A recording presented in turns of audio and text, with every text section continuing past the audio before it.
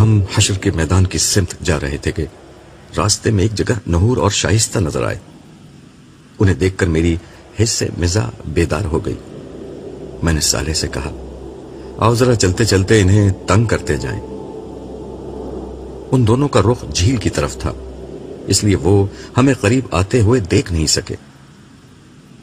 میں شائستہ کی سمت سے اس کے قریب پہنچا اور زور سے کہا اے لڑکی چلو ہمارے ساتھ، ہم تمہیں ایک نامحرم مرد کے ساتھ گھومنے پھرنے کے جرم میں گرفتار کرتے ہیں. شائستہ میری بلند آواز اور سخت لہجے سے ایک دم گھبرا کر پلٹی. تاہم نحور پر میری بات کا کوئی اثر نہیں ہوا. انہوں نے اطمینان کے ساتھ مجھے دیکھا اور کہا پھر تو مجھے بھی گرفتار کر لیجئے، میں بھی شریک جرم ہوں. یہ کہتے ہوئے انہوں نے دونوں ہاتھ آگے پھیلا دیے. پھر ہنستے ہوئے کہا مگر مسئلہ یہ ہے کہ یہاں نہ جیل ہے اور نہ سزا دینے کی جگہ. جیل تو یہاں نہیں ہے مگر سزا ضرور مل سکتی ہے، وہ یہ کہ مغویہ ہی کے ساتھ آپ کی شادی کروا دی جائے. ساری زندگی ایک ہی خاتون کے ساتھ رہنا، وہ بھی جنت میں، بڑی سزا ہے. اس پر نحور نے ایک زوردار قہقہہ بلند کیا. شائستہ جو میرے ابتدائی حملے کے بعد سنبھل چکی تھی ہنستے ہوئے بولی ویسے تو آپ لوگ توحید کے بڑے قائل ہیں مگر اس معاملے میں آپ لوگوں کی سوچ اتنی مشرکانہ کیوں ہو جاتی ہے؟ نحور نے چہرے پر مصنوعی سنجیدگی لاتے ہوئے کہا آپ کو معلوم ہے عبداللہ، مشرکوں کا انجام جہنم ہوتا ہے، اس لیے آئندہ آپ شائستہ کے سامنے ایسی مشرکانہ گفتگو مت کیجیے گا وگرنہ آپ کی خیر نہیں.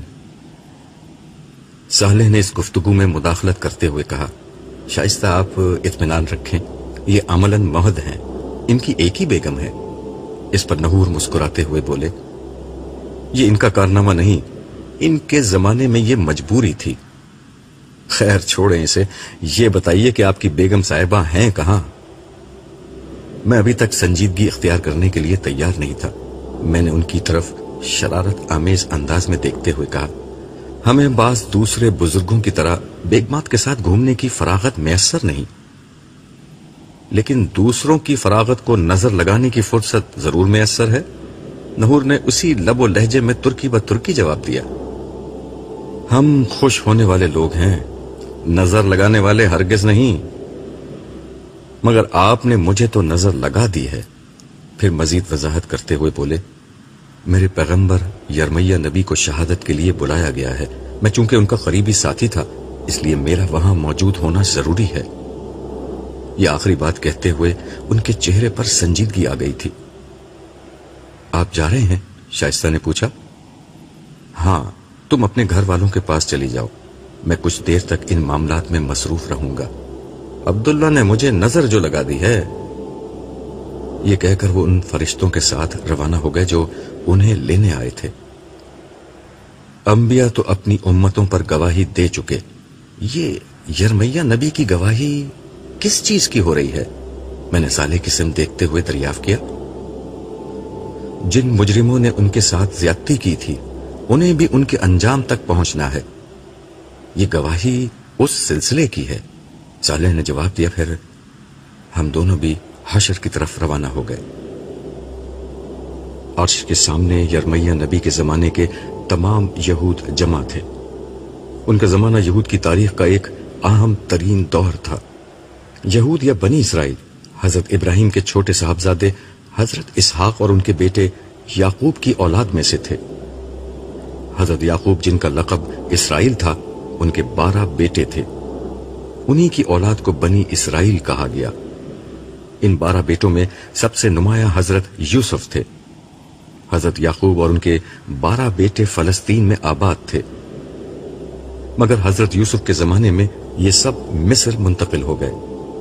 کئی صدیوں تک یہ مصر میں رہے اور ان کی تعداد لاکھوں تک پہنچ گئی. حضرت موسیٰ علیہ السلام کی بعثت کے وقت فرعون نے یہود کو غلام بنا رکھا تھا. اللہ تعالیٰ نے حضرت موسیٰ کے ذریعے سے ان لوگوں کو فرعون کے ظلم و ستم سے نجات عطا کی اور ان لوگوں کو ایک امت بنایا. کتاب و شریعت ان پر نازل ہوئی، مگر صدیوں کی غلامی نے ان میں بزدلی، شرک اور دیگر اخلاقی عوارض پیدا کر دیے تھے.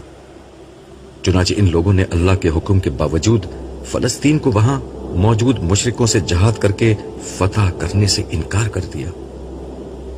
बाद में हजरत मूसा के जानशीन यूशे बिन नून के जमाने में फलस्तीन फतह हुआ और ये लोग वहां आबाद हो गए। उसके बाद हजरत दाऊद अलैहिस्सलाम और हजरत सुलेमान अलैहिस्सलाम के जमाने में अल्लाह ताला ने इनको एक जबरदस्त हुकूमत अता की जिसका शोहरा दुनिया भर में था। मगर उसके बाद इनमें इखलाकी जवाल आया और हर तरह की इखलाकी खराबियां और शिर्क इनमें फैल गया। इन्हें पैगंबरों ने बहुत समझाया मगर ये बाज नहीं आए। नतीजन इन पर महकूमी मुसल्लत कर दी गई। इर्द गिर्द की अक़वाम ने इन पर पे दर पे हमले करके इनकी सल्तनत को बहुत कमजोर कर दिया। जिस वक्त हजरत यरमिया की बेइज्जत हुई, बनी इसराइल इस दौर की अजीम सुपर पावर इराक की आशूरी सल्तनत और उसके हुक्मरान बख्त नसर के बाजगुजार थे। उस दौर में बनी इसराइल का इखलाकी जवाल अपनी आखिरी हदों को छू रहा था। इनमें शिर्क आम थी, जना मामूली बात थी। अपने हम मजहबों के साथ ये लोग बदतरीन जुल्म और सितम का मामला करते। सूदखोरी और गुलामी की लानतें आम थीं। एक तरफ इखलाकी पस्ती का ये आलम था और दूसरी तरफ सियासी उमंगें उरूज पर थीं। हर तरफ बख्त नसर के खिलाफ नफरत का तूफान उठाया जा रहा था। उनके मजहबी और सियासी लीडरों की सारी तवज्जो इस बात की तरफ थी कि इस सियासी महकूमी से निजात मिल जाए। कौम की इस्लाह, इखलाकी तामीर, ईमानी कुव्वत जैसी चीजें कहीं जेर बहस ना थीं। मजहब के नाम पर ज़वाहिर का जोर था। ईमान और इखलाक और अमले साले की कोई वक़्त न थी। ऐसे में हजरत यरमिया उठे और उन्होंने पूरी कुव्वत के साथ ईमान और इखलाक की सदा बुलंद की। उन्होंने अहले मजहब और अहले सियासत को उनके रवैये पर तनकीद का निशाना बनाया। उनकी इखलाकी कमजोरियों, शिर्क और दीगर जराइम पर उन्हें तंबीह की। इसके साथ साथ आपने अपनी कौम को सख्ती से इस बात पर मुतनब्बे किया कि वो बख्त नसर के खिलाफ बगावत का ख्याल दिल से निकाल दें। उन्हें समझाया कि जज्बात में आकर उन्होंने अगर ये हिमाकत की तो बख्त नसर कहर इलाही बनकर उन पर नाजिल हो जाएगा। मगर उनकी कौम बाज ना आई। उसने उन्हें कुएं में उल्टा लटका दिया और फिर जेल में डाल दिया। इसके साथ उन्होंने बख्त नसर के खिलाफ बगावत की, जिसके नतीजे में बख्त नसर ने हमला किया। 6 लाख यहूदियों को उसने कत्ल किया और 6 लाख को गुलाम बनाकर साथ ले गया। यरूशलेम की ईंट से ईंट बजा दी गई। पूरा शहर खाक को खून में बदल गया। कुरान मजीद ने इस वाक़े को बयान किया और यह बताया कि हमला आवर लोग दरअसल कहर इलाही थे, क्योंकि बनी इसराइल ने जमीन पर फसाद मचा रखा था। मैं इसी सोच में था कि साले ने गालिबन मेरे ख्यालात पढ़कर कहा, ठीक यही काम तुम्हारे जमाने में तुम्हारी कौम कर रही थी। वो इल्म, तालीम, ईमान, इखलाक में बदतरीन पस्ती का शिकार थी, मगर उसके नाम नेहाद रहनुमा उसे यही समझाते रहे कि सारी खराबी वक्त की सुपर पावर्स और उनकी साजिशों की वजह से है। ईमान और इखलाक की इस्लाह के बजाय सियासी गलबा और इख्तिदार ही उनकी मंजिल बन गई। मिलावट, करप्शन, नाजायज मुनाफाखोरी, मुनाफिकत और शिर्क कौम के असल मसाइल थे।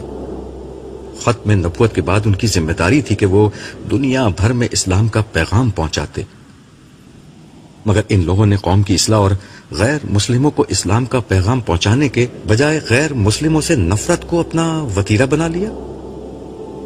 इनके खिलाफ जंग और जदल का महाज खोल दिया। ठीक इसी तरह जैसे बनी इसराइल ने अपनी इस्लाह करने के बजाय बख्त नसर के खिलाफ महाज खोला था। चुनाचे बनी इसराइल की तरह उन्होंने भी इस अमल का बुरा नतीजा भुगत लिया। इसी असना में ऐलान हुआ, यरमिया को पेश किया जाए।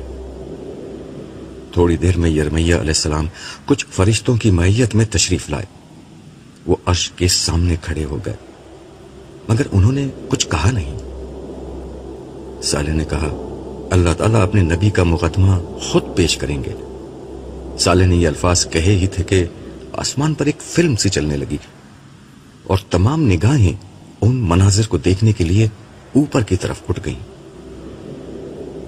ये एक अजीम तबाही का मंजर था। हर तरफ आग भड़क रही थी, शोलों का रक्स जारी था। جلتے ہوئے مکانات اور املاک سے اٹھنے والے سیاہ بادل آسمان کی بلندیوں کو چھو رہے تھے. فضا میں آہیں، چیخیں اور سسکیاں بلند ہو رہی تھیں. زمین بے گناہوں اور گناہگاروں کے خون سے رنگین تھی. انسانوں کو بے دریغ مارا جا رہا تھا، گھروں کو لوٹا جا رہا تھا. خواتین کی ناموس گلی کوچوں میں پامال ہو رہی تھی. یروشلم کی گلیوں میں ہر طرف عراق کے طاقتور ترین حکمران بخت نصر کے فوجی دندناتے ہوئے پھر رہے تھے. ان کے سامنے ایک ہی مقصد تھا، بنی اسرائیل کے اس مقدس ترین شہر اور اس کے باسیوں کو تباہ و برباد کر کے رکھ دیں. اس افراتفری اور ہنگامے میں کچھ سپاہی ایک کمانڈر کے ہمراہ گھوڑوں پر سوار تیزی سے ایک سمت بڑھے جا رہے تھے. شہر کے کونے میں بنے جیل خانے کے قریب پہنچ کر وہ رکے اور اپنے گھوڑوں سے اتر کر کھڑے ہو گئے.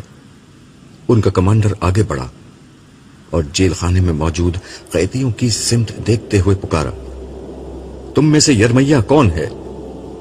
اس بات کا کوئی جواب نہیں آیا، لیکن تمام قیدیوں کی نظریں ایک پنجرے کی طرف اٹھ گئیں، جہاں ایک قیدی کو پنجرے کے اندر انتہائی بے رحمی سے رسیوں سے جکڑ کر رکھا گیا تھا. کمانڈر کو اپنے سوال کا جواب مل گیا تھا. اس نے سپاہیوں کی سمت دیکھا. وہ تیزی سے آگے بڑھے، پنجرے کو کھولا اور یرمیہ نبی کو رسیوں کی قید سے رہائی دلائی. وہ اتنے نڈھال تھے کہ زمین پر گر پڑے. کمانڈر ان کی سمت پڑا. وہ ان کے سامنے پہنچ کر کھڑا ہو گیا اور نرمی سے کہا، یرمیہ تم ٹھیک تو ہو؟ قیدی نے دھیرے سے آنکھیں کھولی، مگر شدت ضعف سے ان کی آنکھیں پھر بند ہو گئیں. کمانڈر نے ان کی طرف دیکھتے ہوئے فخر کے ساتھ کہا، یرمیہ تمہاری پیشگوئی پوری ہو گئی. ہمارے بادشاہ بخت نصر شاہ عراق نے یروشلم کی اینٹ سے اینٹ بجا دی. آدھی آبادی قتل ہو چکی ہے اور آدھی آبادی کو ہم غلام بنا کر اپنے ساتھ لے جا رہے ہیں. مگر تمہارے لیے بادشاہ کا خصوصی حکم ہے کہ تمہیں کوئی نقصان نہ پہنچے. تم ایک سچے آدمی ہو. تم نے اپنی قوم کو بہت سمجھایا مگر وہ باز نہ آئی، اور اب اس نے اس کی سزا بھگت لی. یہ کہہ کر وہ پیچھے مڑا اور اپنے سپاہیوں کو حکم دیا، یرمیہ کو چھوڑ دو اور باقی قیدیوں کو قتل کر دو. اس کے بعد اس شہر کے آدمیوں کے لہو سے اپنی پیاس بجھاؤ اور ان کی عورتوں سے اپنے خون کی گرمی کو ٹھنڈا کرو. جو چیز ہاتھ آئے اسے لوٹ لو اور جو باقی بچے اسے آگ لگا دو. قیدیوں کو قتل کر دیا گیا اور سپاہی لوٹ مار کے لیے دوسری سمتوں میں نکل گئے. یرمیہ علیہ السلام پوری قوت مجتمع کر کے اٹھے اور پنجرے کی دیوار کا سہارا لے کر بیٹھ گئے. ان کی آنکھوں کے سامنے ان کا شہر جل رہا تھا. ان کے جسم کا جوڑ جوڑ دکھ رہا تھا، مگر اس سے کہیں زیادہ درد انہیں اپنی قوم کی ہلاکت کا تھا. پھر اسکرین پر ان کی زندگی اور ان کے دور کے کئی مناظر ایک ایک کر کے سامنے آنے لگے. وہ قوم کے اکابرین اور عوام کو سمجھا رہے تھے، مگر ان کی بات کوئی نہیں سن رہا تھا. ان کی قوم عراق کے سپر پاور بادشاہ اور آشوریوں کے زبردست حکمران بخت نصر کے تابع تھی. سالانہ خراج بخت نصر کو بھیجنا ہی ان کی زندگی اور عافیت کا سبب تھا. اس غلامی کا سبب وہ اخلاقی پستی تھی جو قوم کے رگ و پہ میں سرایت کر گئی تھی. توحید کے رکھوالوں میں شرک عام تھا. زنا اور قمار بازی معمول تھی. بددیانتی اور اپنے لوگوں پر ظلم ان کا چلن تھا. جھوٹی قسمیں کھا کر مال بیچنا اور پڑوسیوں سے زیادتی کرنا ان کا معمول تھا. یہ لوگ بھاری سود پر قرض دیتے. جو مقروض قرض ادا نہ کر پاتا اس کے خاندان کو غلام بنا لیتے. علماء لوگوں کی اصلاح کرنے کے بجائے انہیں قومی فخر میں مبتلا کیے ہوئے تھے. ایمان، اخلاق اور شریعت کے بجائے ذبیحوں اور قربانیوں کو اصل دین سمجھ لیا گیا تھا. ان کے حکمران ظالم اور رشوت خور تھے. انصاف کے بجائے عیش و عشرت ان کا معمول تھا. مگر پوری قوم اس بات پر جمع تھی کہ ہمیں بخت نصر کی غلامی سے نکل کر بغاوت کر دینی چاہیے. حقیقت یہ تھی کہ ان پر خدا کا غضب تھا، مگر ان کو یہ بات بتانے کے بجائے قومی فخر اور سلیمان و داؤد کی عظمت رفتہ کے خواب دکھائے جا رہے تھے. انہیں امامت عالم کی دہائی دی جا رہی تھی، حالانکہ وہ بدترین ایمانی اور اخلاقی انحطاط کا شکار تھے۔ پھر اسکرین پر وہ منظر سامنے آیا جب یرمیہ علیہ السلام پر وحی آئی کہ اپنی قوم کی اصلاح کرو، انہیں سیاست سے نکال کر ہدایت کی طرف لاؤ۔ ایک دفعہ سچی خدا پرستی پیدا ہو گئی تو سیاست میں بھی تم ہی غالب ہوگے۔ انہیں حکم تھا کہ وہ شادی کر کے گھر بسانے کے بجائے قوم کو آنے والی تباہی سے خبردار کریں، مگر جب یرمیہ علیہ السلام یہ پیغام لے کر اٹھے تو ہر طرف سے ان کی مخالفت شروع ہو گئی۔ خدا کے اس نبی نے اپنے زمانے کے عوام و خاص اہل مذہب اور اہل سیاست سب کو پکارا، مگر گنتی کے چند لوگوں کے سوا کسی نے ان کی بات نہ سنی۔ ان کی دعوت بالکل سادہ تھی، بخت نظر سے ٹکرانے کے بجائے اپنے ایمان و اخلاق کی اصلاح کرو۔ اسکرین پر سب سے زیادہ ڈرامائی منظر وہ تھا جب یرمیہ نبی بادشاہ کے دربار میں لکڑی کا جوا، ہل کا وہ حصہ جو جانوروں کو جوتنے کے لیے ان کے گلے پر ڈالا جاتا ہے، پہن کر پہنچ گئے تھے۔ یہ ان لوگوں کو سمجھانے کی آخری کوشش تھی کہ اس وقت تم پر لکڑی کا جوا ڈلا ہوا ہے، اسے توڑنے کی کوشش کرو گے تو لوہے کے جوے میں جکڑ دیے جاؤ گے۔ مگر درباریوں اور اہل علم نے ان کو بخت نصر کا ایجنٹ قرار دے دیا۔ بادشاہ نے آگے بڑھ کر لکڑی کا جوا تلوار سے کاٹ ڈالا۔ اس کے ساتھ ہی فیصلہ ہو گیا، اب ان کے گلے میں لوہے کی بیڑیاں ڈالی جائیں گی۔ اللہ کے اس نبی کو بخت نصر کا ایجنٹ قرار دے کر بطور سزا پہلے کنویں میں الٹا لٹکایا گیا اور پھر ایک پنجرے میں باندھ دیا گیا۔ بخت نصر کے خلاف بغاوت کر دی گئی۔ جواب میں بخت نصر عذاب الہی بن کر ٹوٹ پڑا۔ پھر اسکرین پر وہی پہلا منظر آ گیا جب عذاب کی بارش سے یروشلم نہا رہا تھا۔ یرمیہ علیہ السلام نے آنکھیں کھول کر ارد گرد پڑی بے گور و کفن لاشوں اور چاروں طرف رقصہ تباہی کے منظر پر ایک نظر ڈالی اور بلند آواز سے کہا، میں نے تم لوگوں کو کتنا سمجھایا، مگر تم نے سیاسی شعبدہ بازوں اور متعصب جاہل مذہبی لیڈروں کی پیروی کو پسند کیا۔ تم حق و باطل کے معاملے میں غیر جانبدار رہے، تم معاشرے کی خیر و شر اور خدائی احکام سے بے نیاز ہو کر زندگی گزارتے رہے۔ آخرکار اس کی سزا سامنے آ گئی۔ پھر یرمیہ نے آسمان کی طرف نظر اٹھائی اور دھیرے سے بولا، عدل کامل کا دن آئے گا، ضرور آئے گا، مگر کچھ انتظار کے بعد۔ اس کے ساتھ ہی منظر ختم ہو گیا۔ ایک زوردار ڈانٹ فضا میں بلند ہوئی۔ اللہ تعالیٰ کا غصہ اپنے عروج پر تھا۔ ان کے نبی کے ساتھ جو کچھ بنی اسرائیل نے کیا تھا، اس کی جو سزا بخت نصر کی صورت میں انہوں نے بھگتی تھی، وہ بہت معمولی تھی۔ اصل سزا کا وقت اب آیا تھا۔ حکم ہوا کہ ہر اس شخص کو پیش کیا جائے جو کسی درجے میں بھی یرمیہ کے ساتھ کی گئی اس زیادتی میں شریک تھا۔ بادشاہ، عمرا اور مذہبی لیڈروں کا وہ گروپ پیش ہوا جو اس سانحے کا ذمہ دار تھا۔ ان میں سزا دینے والے بھی تھے اور وہ بھی جو یرمیہ علیہ السلام کو بخت نصر کا ایجنٹ قرار دے کر ان کے خلاف فضا ہموار کر رہے تھے۔ ان سب کے لیے جہنم کا فیصلہ سنا دیا گیا۔ پھر اس کے بعد ایک ایک کر کے اس زمانے کے عوام کا احتساب شروع ہوا۔ نبی کے مجرموں کا احتساب جس طرح ہونا چاہیے تھا ویسے ہی ہوا، اور ہر مجرم کے لیے بدترین سزا کا فیصلہ ہو گیا۔ میں اس دفعہ حشر میں دیر تک کھڑا رہا اور لوگوں کا حساب کتاب دیکھتا رہا۔ سچی بات یہ ہے کہ اس سے قبل میں نے چند ہی لوگوں کا حساب کتاب دیکھا تھا، مگر اب اندازہ ہو رہا تھا کہ اللہ تعالیٰ انتہائی مکمل اور جامع حساب کر رہے ہیں۔ ہر شخص کے حالات، اس کے ماحول اور اس کی تربیت اور پرورش کے نتیجے میں بننے والی نفسیات کی روشنی میں اس کے اعمال کا جائزہ لیا جا رہا تھا۔ لوگوں نے رائی کے دانے کے برابر بھی عمل کیا تو وہ ان کی کتاب اعمال میں موجود تھا۔ ان کی نیت، محرکات اور اعمال، ہر چیز کو پرکھا جا رہا تھا۔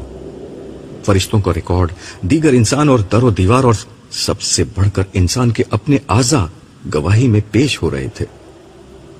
ان سب کی روشنی ہی میں کسی شخص کے ابدی مستقبل کا فیصلہ سنایا جاتا۔ یوں इंसान पर राई के दाने के बराबर भी जुल्म नहीं हो रहा था। जिसको मुआफ करने की जरा भी गुंजाइश होती उसे मुआफ कर दिया जाता। अल्लाह ताला के अदले कामिल और रहमत कामिल का ऐसा ज़हूर था कि अल्फाज इसे बयान करने से कासिर है। मैं इसी हाल में था कि सालेह ने मेरे कान में सरगोशी की। नाइमा बड़ी शिद्दत से तुम्हें ढूंढ रही है। खैरियत? मैंने दरियाफ्त किया। बड़ा दिलचस्प मामला है, बेहतर है तुम चले चलो। ये कहकर सालेह ने मेरा हाथ पकड़ा और थोड़ी ही देर में हम नाइमा के पास खड़े थे। मगर मुझे ये देखकर हैरत हुई कि नाइमा के साथ एक बहुत खूबसूरत परी पैकर लड़की खड़ी हुई थी। मैंने अपनी याददाश्त पर बहुत जोर डाला मगर मैं उसे पहचान ना सका। नाइमा ने खुद ही उसका तारुफ कराया। ये अमूरा है, इनका ताल्लुक हजरत नूह की उम्मत से है। ये मुझे यहीं पर मिली है। ये आखिरी नबी या उनके किसी नुमाया उम्मती से मिलने की ख्वाहिशमंद थी। नबी सल्लल्लाहु अलैहि वसल्लम तक तो मैं इन्हें नहीं ले जा सकती, अलबत्ता मैंने सोचा आपसे इन्हें मिलवा दूं। आखिर आप भी बड़े नुमाया लोगों में से हैं। ये कहकर वो अमूरा से मेरा तारुफ कराने लगी। इस तारुफ में जमीन और आसमान के जो कलाबे वो मिला सकती थी उसने मिलाए। मैंने बीच में मुदाखलत करके नाइमा को रोका और कहा, नाइमा मेरी बीवी है, इसी वजह से मेरे बारे में कुछ मुबालगा आमेज गुफ्तगू कर रही है। अलबत्ता उनकी ये बात ठीक है कि मैं आपको इस उम्मत के नुमाया लोगों बल्कि अपने नबी से भी मिलवा दूंगा। नाइमा को मेरी बात कुछ ज्यादा पसंद नहीं आई। वो झल्ला कर बोली, अगर मैं मुबालगा कर रही हूं तो बताएं, ये साले आपके साथ क्यों रहते हैं और ये आपको कहां कहां लेकर जाते हैं? मैंने झगड़ा खत्म करने के लिए कहा, अच्छा चलो मैंने हार मानी, लेकिन पहले अमूरा से तफसीली तारुफ तो हो लेने दो। अमूरा हंसते हुए बोली, इंसान हजारों बरस में भी नहीं बदले, बल्कि दोबारा जिंदा होकर भी वैसे ही हैं। आप दोनों वैसे ही झगड़ा कर रहे हैं जैसे मेरे अम्मा अब्बा करते थे। इनके अम्मा अब्बा से भी मेरी मुलाकात हुई है, नाइमा बीच में बोली। मगर यह उसका अगला खुशी से भरपूर जुमला था जिससे मुझे अंदाजा हुआ कि वो अमूरा से मिलकर इतना खुश क्यों है और क्यों उसने मुझे मैदान हशर से वापस बुलवाया है। अमूरा के शौहर नहीं है? मेरे अंदाज की तस्दीक सालेह ने कर दी। वो मेरे कान में बोला, नाइमा ने तुम्हारी होने वाली बहू से मिलवाने के लिए तुम्हें बुलाया है। मेरा अंदाजा बिल्कुल दुरुस्त था। नाइमा जमशेद के लिए दुल्हन ढूंढ रही थी और आखिरकार उसे कोशिश में इस हद तक कामयाबी हो चुकी थी कि लड़की उसे पसंद आ गई थी। मगर लड़के लड़की ने एक दूसरे को पसंद किया या देखा भी है, यह मुझे इल्म नहीं था। मगर नाइमा को इससे कोई ज्यादा फर्क भी नहीं पड़ता था। उसके ख्याल में उसका राजी हो जाना ही इस रिश्ते के लिए काफी था। मैंने दरियाफ्त किया, अमूरा आपके शौहर कहां हैं? अमूरा ने शर्माकर कहा, दुनिया में सिर्फ 15 साल की उम्र में मेरा इंतकाल हो गया था। मैं बचपन ही से बहुत बीमार रहती थी। अल्लाह ताला की रहमत ने उसका ये बदला दिया कि बगैर किसी हिसाब किताब के शुरू ही में मेरे लिए जन्नत का फैसला हो गया और बाकी फैसले तुम्हारी होने वाली सास कर रही हैं, मैंने दिल ही दिल में सोचा। सालेह के चेहरे पर भी मुस्कुराहट आ गई। फिर अमूरा बोली, मुझे आप लोगों से मिलकर बहुत खुशी हुई है। जन्नत में भी हम मिलते रहा करेंगे। अच्छा अब मैं चलती हूं, मेरे अम्मा अब्बा मुझे ढूंढ रहे होंगे। नाइमा भी उसके साथ जाने के लिए मुड़ी तो मैंने कहा, ठहरो मुझे तुमसे कुछ काम है। नाइमा ने अमूरा से कहा, तुम वहीं रुको जहां हम मिले थे, मैं अभी आती हूं। मैंने मजाक में नाइमा से कहा, अमूरा से उसका मोबाइल नंबर ले लो, इस रश में कहां ढूंढती फिरोगी। ये मोबाइल क्या होता है? अमूरा ने कदरे हैरानी से पूछा। ये एक ऐसी बला का नाम है जिसके बाद तुम नाइमा से बच नहीं सकती, मैंने जवाब दिया। सालेह ने बीच में दखल देते हुए कहा, मेरा ख्याल है कि अमूरा अपनी मंजिल तक पहुंच नहीं सकेगी, मैं इसे पहुंचा कर आता हूं। امورا اور صالح کے جانے کے بعد میں نائمہ کو لے کر حوض کے کنارے ایک جگہ بیٹھ گیا۔ میں نے اس سے کہا، تمہیں معلوم ہے تم کیا کر رہی ہو؟ ہاں، میں نے جمشید کے لیے امورا کو پسند کیا ہے، مجھے معلوم ہے، مگر تمہیں معلوم ہے کہ تمہاری پسند سے کچھ نہیں ہوگا؟ مجھے معلوم ہے، مگر پچھلی دنیا میں ہما کے تجربے کے بعد اب جمشید میرے سامنے کچھ نہیں بول سکتا، اور امورا کے والدین سے میں بات کر چکی ہوں، یعنی متعلقہ فریقوں لڑکا اور لڑکی دونوں کے علم میں یہ بات نہیں ہے، نہ ان کی مرضی لی گئی، اور سب کچھ تم نے طے کر دیا؟ نائمہ، یہ دنیا نہیں ہے، ہم یہاں ماں باپ بس رسمی حیثیت رکھتے ہیں، یہاں وہی ہوگا جو ان لوگوں کی مرضی ہوگی، اس لیے اپنے دل میں کوئی امید باندھنے سے پہلے ان دونوں سے پوچھ لو، اور اگر انہوں نے انکار کر دیا تو اور بہت لڑکیاں ہیں، آج کسی چیز کی کمی نہیں، تم اس معاملے میں بے فکر ہو جاؤ۔ نائمہ خاموش ہو گئی، مگر اس کا ذہن ابھی تک اپنی بہو میں الجھا ہوا تھا۔ میں نے اسے دیکھتے ہوئے کہا، نائمہ، ہمیں پہلی دفعہ یہاں تنہائی میسر آئی ہے، تم کچھ دیر کے لیے اپنی مادرانہ شفقت کو کونے میں رکھ دو اور یہ دیکھو کہ یہاں کتنا اچھا ماحول ہے۔ پھر میں نے اس سے کہا، تمہیں یاد ہے نائمہ، ہم نے کتنے مشکل وقت ساتھ ساتھ دیکھے تھے، خدا کا پیغام اس کے بندوں تک پہنچانے کے لیے میں نے اپنی زندگی لگا دی، اپنا کیریئر، اپنی جوانی، اپنا ہر سانس اسی کام کے لیے وقف کر دیا، مگر دیکھو نائمہ، میں نے جو سودا کیا تھا اس میں کوئی خسارہ نہیں ہوا۔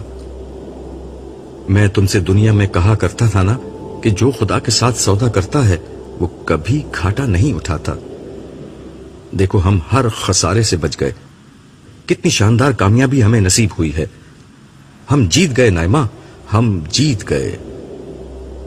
اب زندگی ہے موت ختم، اب جوانی ہے بڑھاپا ختم، اب صحت ہے بیماری ختم، اب امیری ہے غربت ختم، اب ہمیشہ رہنے والی خوشیاں ہیں اور سارے دکھ ختم۔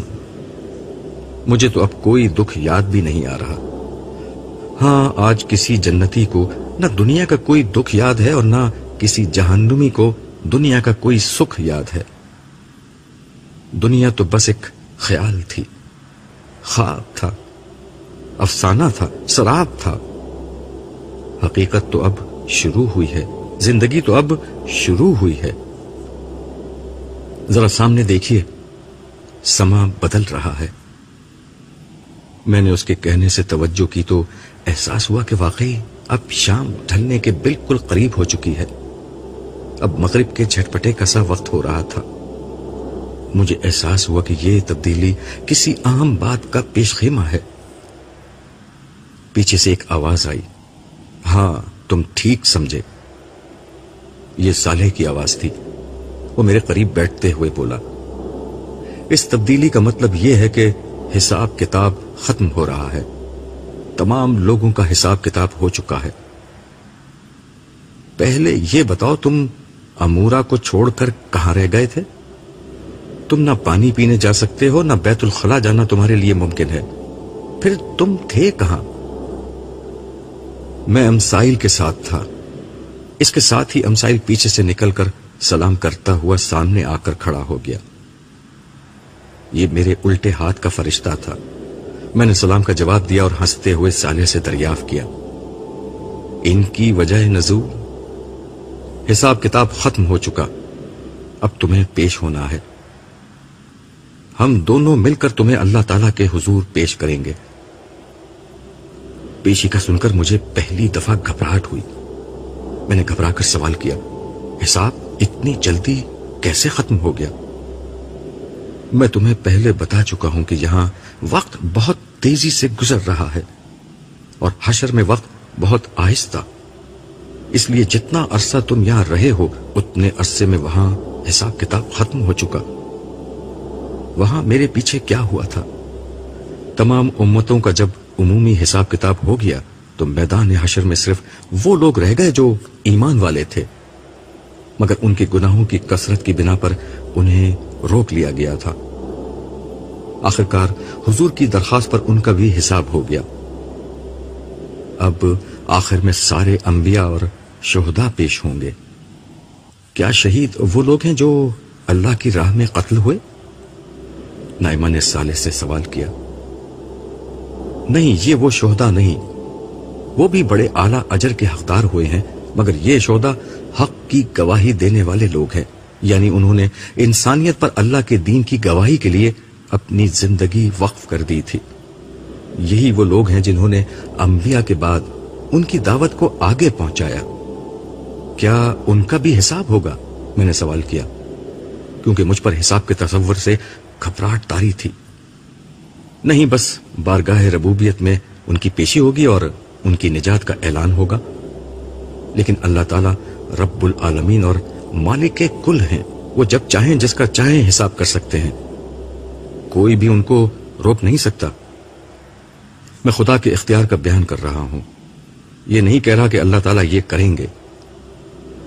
دراصل اب جنت و جہنم میں داخلے کا وقت آ رہا ہے، چنانچہ اب اہل جنت اور اہل جہنم سب کو میدان حشر میں جمع کر دیا جائے گا۔ ان سب کے سامنے انبیاء اور شہداء کی کامیابی کا اعلان ہوگا، پھر گروہ در گروہ وہ نیک و بد لوگوں کو جنت و جہنم میں بھیجا جائے گا، جس کے بعد ختم نہ ہونے والی زندگی شروع ہو جائے گی۔